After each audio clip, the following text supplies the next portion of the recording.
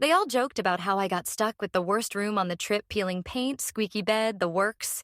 I just smiled and played along, because none of them knew the whole building was mine. When my family planned a big group trip, I knew what to expect. I have always been the odd one out, the cousin. They tease the sibling. They overlook the one who does not quite fit their idea of favorite. I still went along because, well, it's family. When we checked into the hotel, the room assignments were passed around like a casual lottery, except it did not feel random at all. My parents got the big suite with a balcony overlooking the ocean. My siblings paired off into comfortable double rooms, each with plenty of space. When it came to me, they handed me a key, almost like an afterthought. Here you go. Don't be picky. I opened the door to find what could barely be called a room. It was the smallest one on the floor, shoved into the farthest corner with no view. Just a brick wall outside the window. The AC rattled like it was on its last breath. The bed squeaked. If I so much as sat down and the bathroom door would not even close properly when I mentioned it, the response was just laughter. Oh, come on. You will survive 1 week in the broom closet. One of my cousins joked, another chimed in. Guess that is what happens when you are last in line. Someone has got to take the worst one. They brushed off my complaints as if it was part of the fun, while I forced a smile and swallowed the sting of being treated like an afterthought. Yet again, they had no idea. Of course, that the entire hotel, the suites, the balconies, even the broom closet room belonged to me. I kept quiet, biting my tongue instead of saying what was itching to come out every time I walked past my parents' balcony and heard them bragging about the view, or when my siblings compared who had the bigger TV and the softer pillows.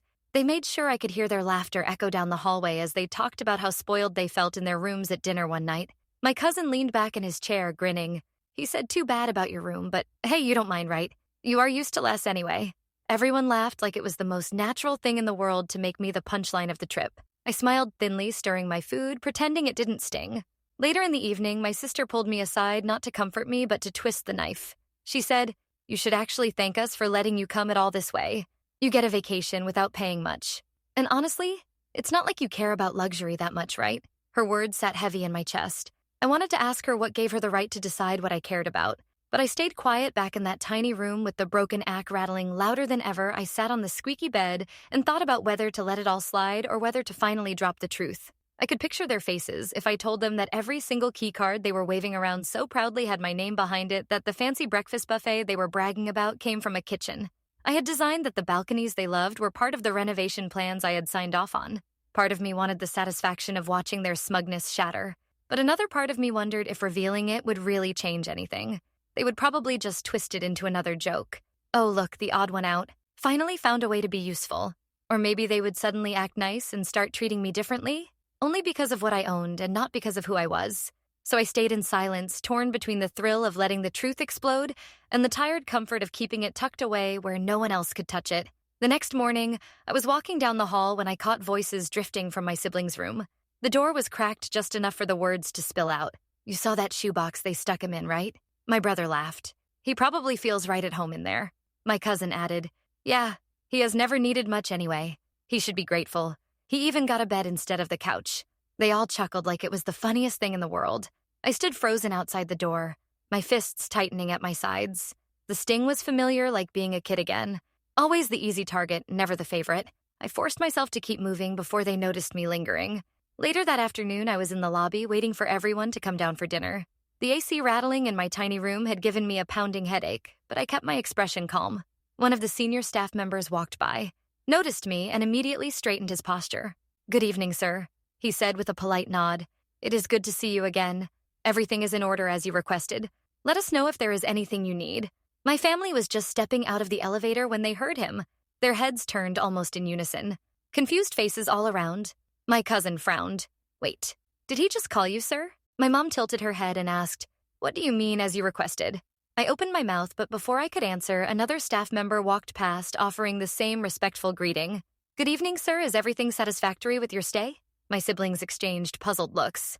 My dad finally asked slowly, "Why are they talking to you like that? What exactly did you request here?" Their laughter was gone, now replaced with something else. Curiosity, unease, maybe even suspicion, as they looked at me waiting for an explanation. I let the silence stretch for a moment, their eyes fixed on me, waiting for me to explain why two staff members had just addressed me like I was somebody important. Finally, I sighed, leaned back against the counter, and said it as calmly as I could because I own this place. At first, they just blinked like they thought I was joking. My dad gave a short laugh. "Come on. What do you mean, own it?" I met his gaze steady and repeated, I own the hotel. Every floor, every balcony, every so-called broom closet room is mine. I signed the contracts I hired. The staff, the breakfast you rave about is from a kitchen. I had built, the air shifted instantly, their smirks evaporated. My cousins stared like they had never really seen me before.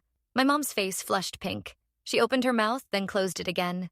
My sister, who had teased me about being lucky to even come on this trip, suddenly couldn't meet my eyes. The embarrassment rolled off them in waves.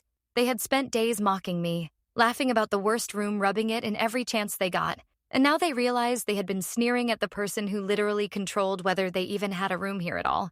My brother finally cleared his throat, trying to mask his unease. You mean like you are part owner, right? Like an investor or something? I shook my head. No, not part. Not some small share full owner. This hotel is mine. They went quiet. No jokes. No little digs, no smug comments for once in my life in front of my family. The silence was on my side. The apologies came fast and sloppy. My mom stepped forward first. Oh, sweetheart, we didn't mean anything by the jokes. You know how families are, right? She tried to smile, but her voice had that nervous edge. My sister chimed in. Yeah, we were just teasing. You know we love you. Then she added quickly. So, do you think maybe we could move to one of those top floor suites? The beds in our room aren't that great. My cousin, who had laughed the loudest earlier, actually reached for my arm, grinning too wide. Hey man, no hard feelings, right? Maybe you could hook us up with upgrades just for the rest of the week. I mean, what's a few keys for the owner, huh? I stood there watching them scramble over each other, trying to smooth things over the same mouths that had called me used to less, were suddenly desperate for more.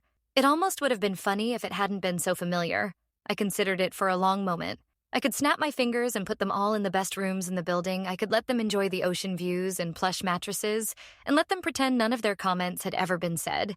But I also knew that if I gave in too easily, they'd never learn anything. So I told them this. I can move you into better rooms if I want, but whether you stay where you are or not doesn't really matter. What does matter is how quick you all were to mock me when you thought I had less, and how quick you are to praise me. Now that you know I have more respect isn't supposed to change depending on square footage or who signs the checks. Some of them nodded sheepishly. Others avoided my eyes. I didn't rush to decide whether to upgrade them or not. I let them sit in the discomfort of realizing their behavior had been laid bare back in my own tiny squeaky room that night. I thought about it more and it hit me clear as day. People always reveal their character in the moments they think no one is watching, or in the moments they think someone is beneath them. The joke wasn't the room. The joke was on them because the whole trip they showed me exactly who they were.